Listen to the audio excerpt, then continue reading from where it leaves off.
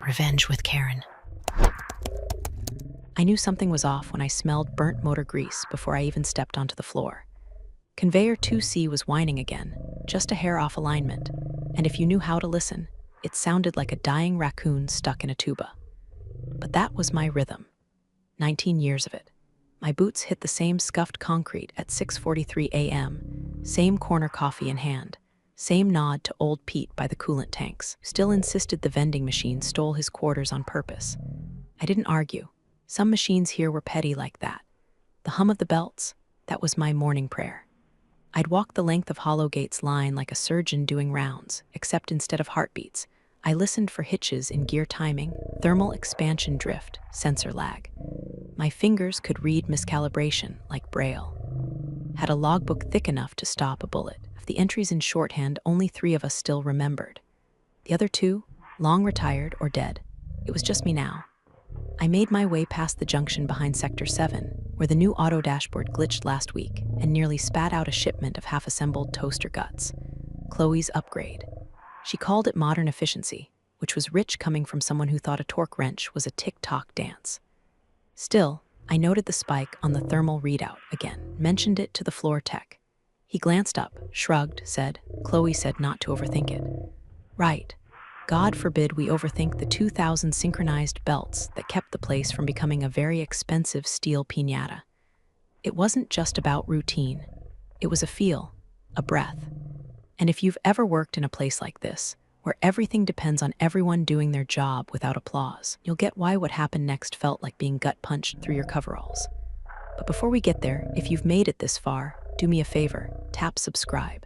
Yeah, I know nobody likes being asked, but it keeps the folks behind the scenes caffeinated enough to keep these stories coming.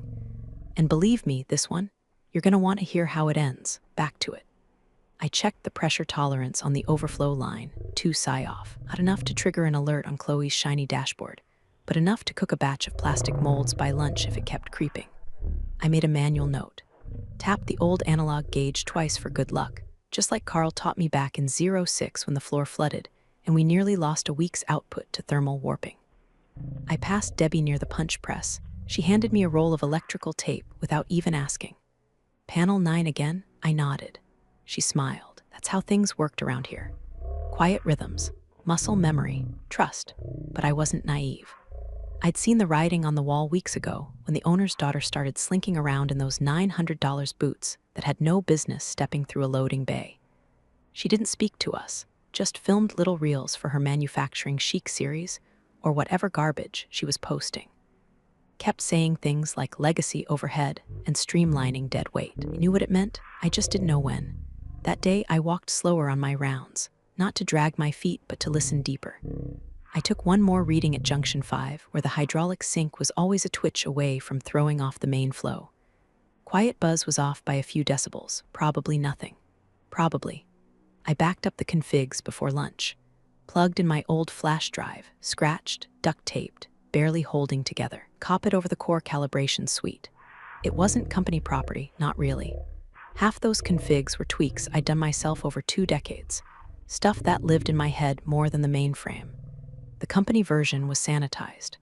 Mine had notes like, "Don't touch this unless you want to wake up to 300 rejected pallets," and Pete screaming like a banshee. I labeled the file, "If you really need me zip." Then I finished my sandwich in the break room with 3 other people who didn't say much. We didn't need to. Our silence was comfort. Our silence was knowledge. I felt it, like a pressure drop before a storm. Something in the air shifted. A stillness in the rhythm. The kind that tells a seasoned mechanic to grab a wrench before someone grabs a fire extinguisher. I just didn't know that by the end of that shift, be walking out for what they thought was the last time, and that by dinner time, the place would sound like a robot funeral on fire. I was tightening a mounting bracket near line 3 when the stiletto click-clack echoed like a goddamn threat. You ever hear heels on concrete in a place that smells like scorched polymers and hydraulic fluid? Doesn't fit, like a clown at a funeral. I looked up, and there she was, Chloe Hollowgate, rest to the kingdom of conveyor belts and carpal tunnel. Rocking a white blazer you could lose a mortgage payment to, phone in hand, selfie mode on, chirping something like, "Just another day at the legacy plant," to her gaggle of influencer friends. One of them asked if OSHA was a skincare brand. I kept my eyes on the bracket, but I was listening. You always listen when people like that tour your ground, like they're scouting it for demolition. She pointed at the rusted catwalks and said, "It's like a grandpa's shed, right? So aesthetic." I could have laughed if I hadn't already spent 12 years begging upper management for safety rail funding that never came because profits were tight. They strutted past the precision tools like they were props. Like the belts didn't move 80 tons of product a day. Like lives hadn't been broken and built in here. Then I saw him, cousin Jason, apparently. Fresh-cut fade, brand new steel toes that still had the stuffing in M, a button-up that had never met sweat. Chloe beamed like she'd invented him herself. "This is Jason. He's just finished scaling a startup in Dayton. AI-based fulfillment optimization. Super cutting edge. He'll be shadowing our operations team before, well, taking over some legacy roles." Legacy roles. I felt that phrase hit me in the ribs like a crowbar. "Is that the gal you mentioned?" One of the influencers asked, sipping something pink out of a protein shaker. Chloe turned to me like I was a roach she just remembered she hadn't stepped on yet. "Oh, Melanie, hey, yeah, so we're giving your job to my cousin." Just like that. No meeting, no paperwork, no HR sanitized send-off or we regret to inform you. Just standing in grease-stained coveralls with a wrench in one hand and my relevance being chucked out like last week's cracked gaskets. No severance. No thanks. Not even a fake hug. I stared at her for a second too long. You could tell it made her nervous. Not because I'm scary, because I didn't flinch. I wiped my hands on a rag, folded it slow. "Be sure he knows where the manual valve override is," I said. "It drifts sometimes in the cold." Jason gave me a smile like I was a dog that just barked funny. Chloe laughed and said, "Oh, I'm sure the software will catch that kind of thing." "Yeah, okay." I walked past them, logged my final entry in the calibration book. Handoff denied. Recommend system audit. Slid it back in my drawer. Clocked out at 5:02. Nobody followed. Not that I expected them to. Outside, the rain had started. Not a storm. Just that steady misty kind that soaks you slow and silent. Pennsylvania in late fall, the air smells like rust and endings. I stood by my truck for a minute, listening to the factory hum like it always had. Lights inside flickered. Conveyor 2C coughed, real soft. I smiled. They had no idea what they'd done, not really, because I wasn't just in the system. I was the system. The spaghetti was overcooked and the sauce came from a jar, but I didn't care. I ate it straight from the saucepan with a fork I didn't bother rinsing first.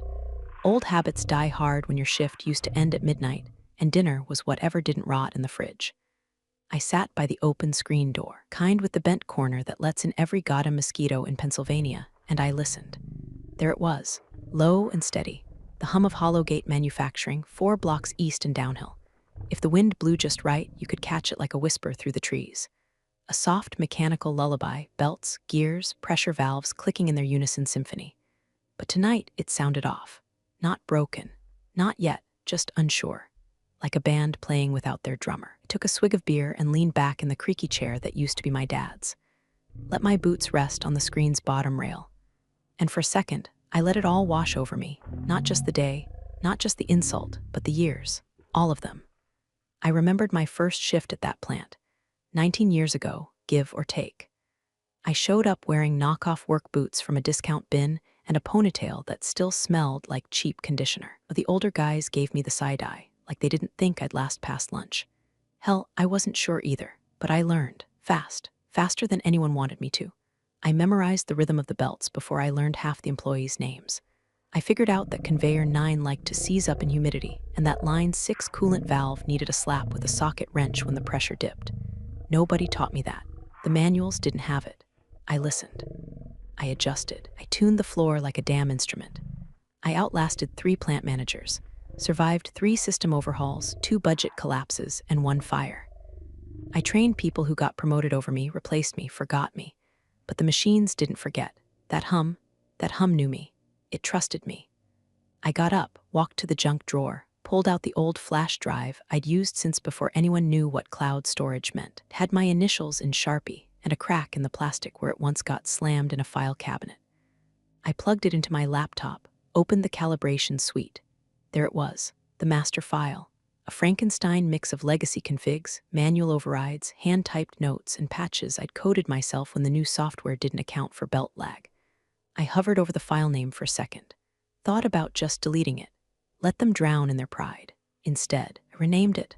If you really need me zip dragged it to the desktop. Took another sip of beer. They'd need me, not today. Maybe not tomorrow. But when the cold snap hit and the manual valve drifted 0.8 degrees too far, or when conveyor 7 stuttered during a triple load and the software shrugged its shoulders, that's when they'd remember the woman in the oil-stained jacket they tossed out like expired lunch meat. That's when they'd call. They wouldn't get the same Melanie. They'd get the version who knew exactly what she was worth. And this time, she'd make damn sure they learned it too. At 5:29 p.m., Conveyor 6A coughed like it swallowed a wrench. Not loud, just a metallic hiccup in the belly of the beast. Most folks wouldn't have noticed, but old Pete did. He'd been sweeping near the torque rack when it happened, and he froze mid-push like his spine had heard it first. A minute later, Conveyor 7B stuttered, then surged. Not enough to stop the line, but enough to scatter product like confetti down the chute. A dozen hydraulic arms twitched out of sync, spilling molded casings into the collection bins like busted teeth. Nobody said anything yet, not at first, because you never want to admit a system that big just flinched. By 5:47, 3 lines were flagged for recalibration.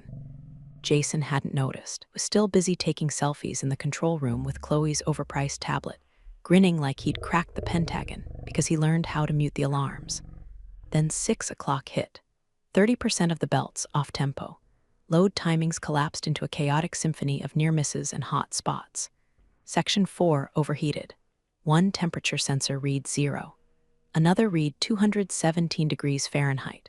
Neither was true, but the system didn't care, just obeyed the numbers. A junior tech named Ramon, who'd only been on the floor 2 weeks, ran to the terminal and tried a manual reboot. The screen blinked. Invalid credential. He tried again. Same result. The terminal wasn't locked, it just didn't recognize him, or anyone. Because nobody ever revoked Melanie's credentials. He called IT. They were confused. She's still showing as primary operator. Someone mumbled on the phone. The override token's been deactivated. That's not supposed to be possible. Meanwhile, Chloe was standing in the upstairs office with a kombucha in one hand and a spreadsheet on her phone, completely unaware that downstairs was sounding more and more like a malfunctioning pinball machine. Jason tried to explain it away. It's just some legacy issue. The system's outdated. I was literally just talking to a guy in Dayton about migrating us to a smarter backend. Fine smarter, Pete muttered as he unplugged a melting actuator. Chloe flapped her hand like she was swatting flies. Tell IT to hard reset the interface. Just reboot it. That's what tech does, right? Pete looked at her. His face, usually lined with indifference, was creased now with something sharper. You can't just reset a mechanical system mid-load. It's not a Netflix app. This is a chain reaction. You reboot without sync, you burn the floor. Chloe had already turned away, texting someone. Probably another behind-the-scenes post for her followers. By 6:08, the factory sounded wrong. The hum, the rhythm, it was broken, lurching. Half the sensors were offline. Half the backups weren't syncing. The auto-sorting arm dropped an entire crate of semi-melted plastic parts. Emergency lights started blinking amber. The AI assistant chirped like a wounded bird. Still, Chloe smirked, sipping her ginger turmeric like she'd just won a poker hand she didn't understand. That's when the night foreman stormed in. Boots slamming like thunder on the metal stairs, hard hat askew, jaw clenched. He didn't knock, just pushed the door open so hard the stopper cracked. Tell me you didn't fire the system calibrator. Silence. Jason blinked. We reassigned her. Chloe said, I don't care what Chloe said. The foreman's voice was steel dragged across gravel. You know what a cascade fault is? No, good. Cause we're 3 minutes from one. And the only person who could have stopped it clocked out yesterday with a damn smirk. Chloe swallowed. First time she'd looked small. Her mouth opened, then closed again like a goldfish at a funeral. Down on the floor, 2 lines were manually shut down to avoid damage. Production metrics dropped 41%. Orders backlogged. Every operator who knew better had already stopped looking at Jason. The machines were still moving, but now they moved scared. Offbeat, out of tune, like a drummer missing from the band. By 7:11 p.m., the first full line went dark. Not paused, not flagged. Dead. Conveyor 4C gave up the ghost with a high-pitched whine and a flicker of sparks as the auto brake failed to engage. The belt seized mid-load, backing up 2 feeder units and knocking 1,200 half-formed casings out of alignment. Then the real unraveling began. Over in Sector 9, a mechanical pusher fired prematurely, driving a finished unit clean through its packaging. The sound echoed like a shotgun blast. Workers ducked. One operator hit the emergency stop, not because protocol told him to, but because instinct did. He was shaking when he stepped back. By 7:38, 6 lines were halted, 3 manually, 3 by mechanical fail-safes that hadn't tripped in a decade. The emergency shipment due for 8 o'clock, a contract deal with a buyer that had penalties per minute written into the fine print, wasn't even halfway assembled. Jason had stopped pretending. His collared shirt was soaked through, hair stuck to his forehead, tie wrapped around his hand like a pressure bandage for ego wounds. He was at the console, flipping between tabs of digital schematics, each more useless than the last. "Where the hell is the override timing config?" he barked. Pete leaned over his shoulder, squinted, and said flatly, "That's not even our model. That's the system they use at Hollowgate East, or Hollowgate Main. Whole different load profile." Jason looked like he'd just been told gravity was optional. Chloe stood at the glass office window, staring blankly at the mess below. He hadn't spoken in 10 minutes. The last thing she'd said, before the belt snapped near the cooling tanks, was something about calling the vendor. No vendor was going to fix this. Not when the timing sync relied on handwritten notes kept in a battered 3-ring binder with coffee stains and duct tape. The same binder Chloe once laughed at. Called it a boomer Bible. It was now locked inside Melanie's desk drawer, right beneath the handwritten calibration map that showed how to reprime the belt oscillators without frying the entire control system. Jason finally turned and snapped, "We need her files." Pete didn't look up. "Too bad you fired her." Chloe whispered, almost to herself. She said something, valve drift in the cold. What did she mean? Pete turned slowly. She meant the machines don't care what your app says. They care what Melanie said. Jason's hands trembled, pulled up a software override form, hit submit, and got another credential error. The factory had locked him out again. Back in the control room, red lights blinked like Christmas in hell. The AI assistant kept saying load sync error every 30 seconds, cheerful and oblivious. Somewhere in the maintenance bay, a cooling unit hissed louder than it should have. The heat had climbed 6 degrees across the plant floor. Nobody knew why. By 8:05 p.m., shipment deadline passed. Chloe's phone buzzed with a missed call from corporate procurement. By 8:17 p.m., union reps had arrived, clipboards in hand, eyes scanning every inch of the chaos. By 8:22 p.m., Jason had officially stopped speaking. And across town, under a crocheted blanket her mother made before the arthritis took her hands, Melanie slept. Peacefully. No alarms, no blinking lights, just the soft whir of a box fan in the corner and the muted sigh of rain tapping on the tin edge of her porch roof. In the plant, the hum was gone. And in her sleep, Melanie didn't even twitch. The owner called at 9:03 p.m., not a text, not a Slack message. An actual phone call, something he hadn't done in years unless someone died or the plant caught fire. Chloe answered on the second ring, voice tight with pretend calm. "Hi, Daddy." His voice hit like a rusted crowbar through drywall. "What the hell is going on at my factory?" She hesitated. Then, with all the maturity of a YouTube apology video, "It's like a system glitch. Maybe an electrical fault. Jason's looking into it." There was a pause on the line, not silence. Just the kind of pause that tells you someone's eyes just narrowed in real life. "I've got procurement breathing down my neck. Karen in legal screaming about breach clauses. Your mother texting me about influencer drama. Don't insult me with system glitch. Put someone competent on the phone." Chloe looked around. Jason was in the server room, hunched over the mainframe like a man reading his own autopsy report. A single fluorescent bulb buzzed above him. His button-up was untucked, face pale and streaked with tears. At some point, he'd opened a Red Bull and spilled it on his lap. He didn't notice. The floor foreman, Greg, and whose beard had seen more recessions than Chloe had seen job titles, walked in without knocking. He wasn't out of breath. He wasn't yelling. That made it worse. He held the call button up. "Mr. Hollowgate wants someone competent. Here." He handed her the phone. Chloe froze. The foreman took it. "This is Greg," he said, voice low. "Even you want the truth? You removed the one person who knew where the damn heartbeat was. A beat." "Yes, sir, her, Melanie." Another pause. "No, she didn't document everything. Because not everything can be documented when you've got 20 years of calibrations done by feel, not code. Your daughter canned the brainstem of this floor and replaced her with a startup brat who couldn't find the load sync register with both hands and a map. Chloe opened her mouth to object. Greg held up a hand without looking at her, like she was a dog barking at the moon. No, sir, I'm not being dramatic. Veyor 6A collapsed mid-shift. 7B through load errors. Temp sensors failed. Emergency orders missed. We've got union reps counting minutes. And your cousin Jason? Greg pointed with his thumb toward the flickering server room, where Jason was whispering something about rollback protocols to a terminal that refused to even recognize him. He's crying in the dark, sir. Greg handed the phone back to Chloe. She didn't take it. Instead, the factory CFO, an anemic man named Phil who rarely looked up from his spreadsheets, slid into the room with a folder and a face like he'd just read his own firing notice. We need to call her, Phil said. Chloe blinked. Who? Melanie? No. Chloe, Phil said, softer now, like he was negotiating with a hostage taker. If we don't fulfill those contracts by morning, it's breach territory. Not a slap on the wrist, millions. Arbitration, legal review, audit flags on our vendor scorecards. We'll bleed for months. And you know what I don't see in our burn rate? He held up a spreadsheet with a red box circled in Sharpie. Catastrophic failure due to ego. Chloe said nothing. Phil leaned forward. She has a flash drive, a backup of her configs.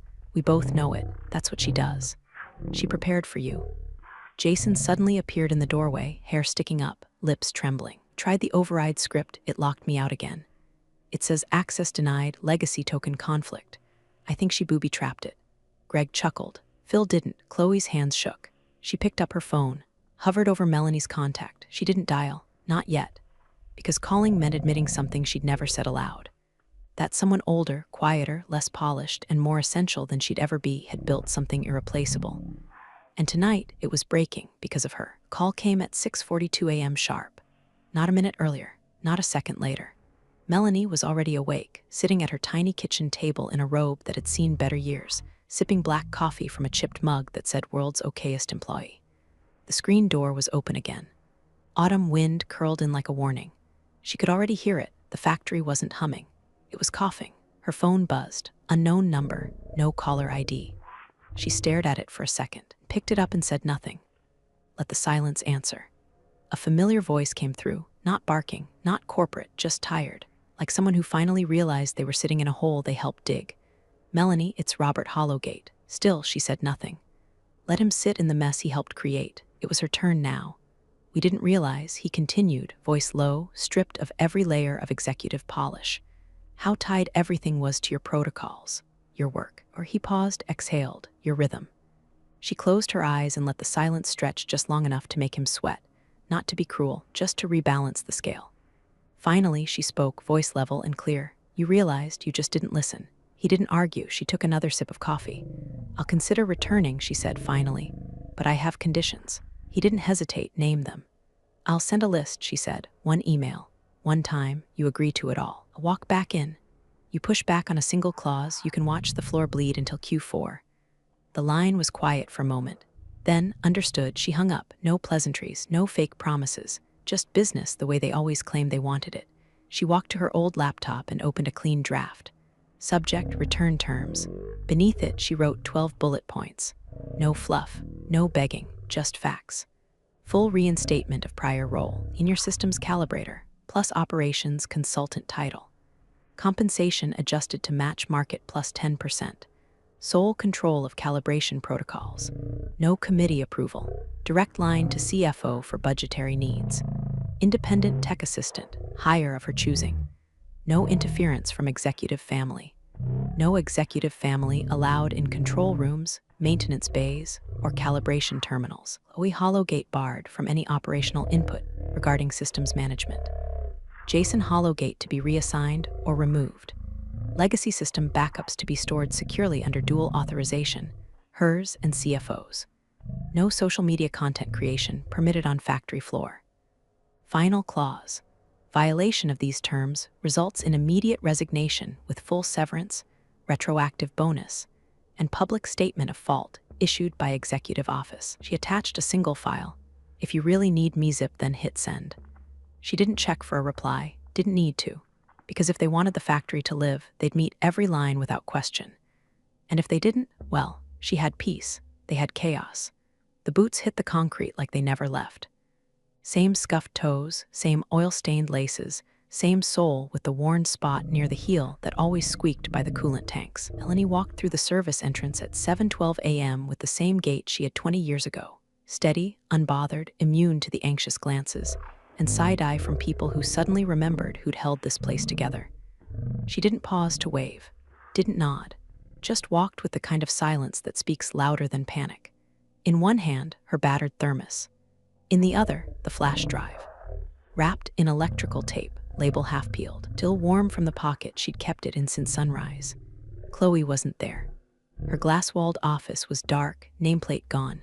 No kombucha bottles, no Bluetooth speaker softly playing some podcast about optimization or hustle culture. No sign of that hollow laughter that used to echo down the stairs like fake perfume. Just an empty desk and a single pink blazer, draped over the back of a chair like a flag of surrender. Jason, long gone. Rumor had it he left sometime after 1:00 a.m. HR had to print out a badge for him to exit because he couldn't figure out how to log himself out of the access system. His last act on site?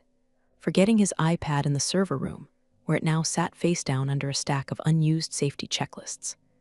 Melanie made her way past the calibration desk, past Greg the foreman, who didn't say a word, but stepped aside like a bishop parting for the high priest. Others watched, Debbie near the molding units, Pete behind his mop as she reached her old workstation. The drawer opened with a soft clunk. Her binder was still there, her logbook, her notes, untouched, unread, like relics waiting for the priestess to return. She plugged in the flash drive. The terminal blinked to life. Legacy token detected. Override confirmed. The screen lit green. One by one, the machines exhaled. You could feel it in the air. The floor breathed. Belts shivered once, synced.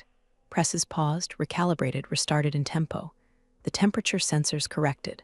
The line map blinked from amber to green to full power. Conveyor 6A hummed like it had missed her. Greg watched, arms crossed, mouth twitching like he didn't want to smile but couldn't help it. Good to have the band back together, he muttered. She didn't reply. Instead, she handed him a sealed envelope, thick, typed, signed.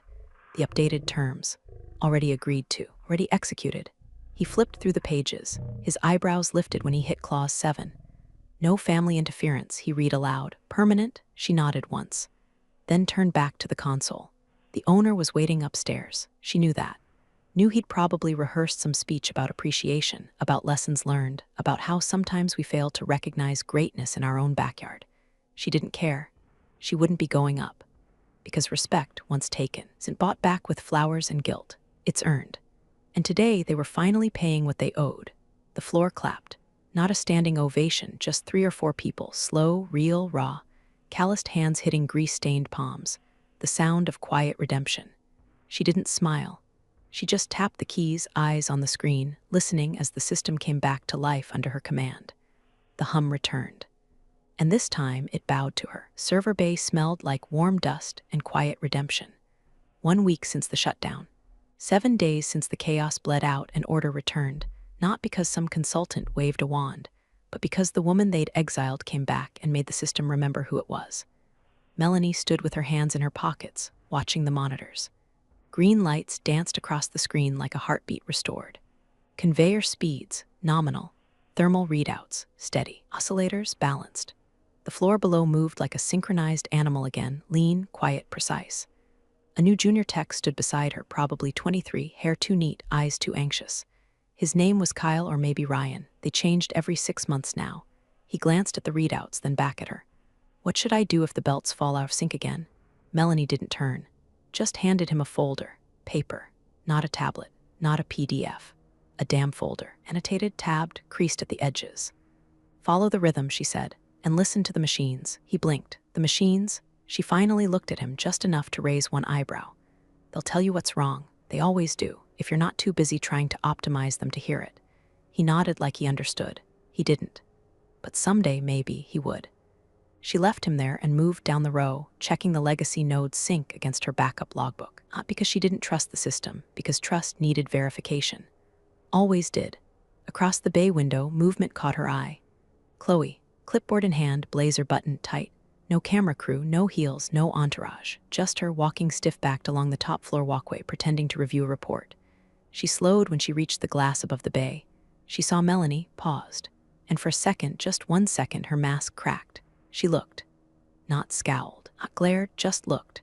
eyes lingering longer than they should have. Melanie didn't move, didn't nod, didn't smirk. She just stood there, steady as a pressure gauge, letting the moment stretch. Then Chloe looked away and walked on. No words, no apology, no need. That was the victory. Not the applause, not the paycheck, not even the contract that now bore her name beside the owners, equal signatories. The real win was this: silence where there used to be smugness, deference where there used to be dismissal. A system that ran smooth not because it was coded right, but because it remembered who made it whole. The camera feed looped on the main monitor. Green-lit conveyor belts, thermal systems breathing in rhythm, everything moving like it had a soul again. Some systems don't run on code, they run on memory.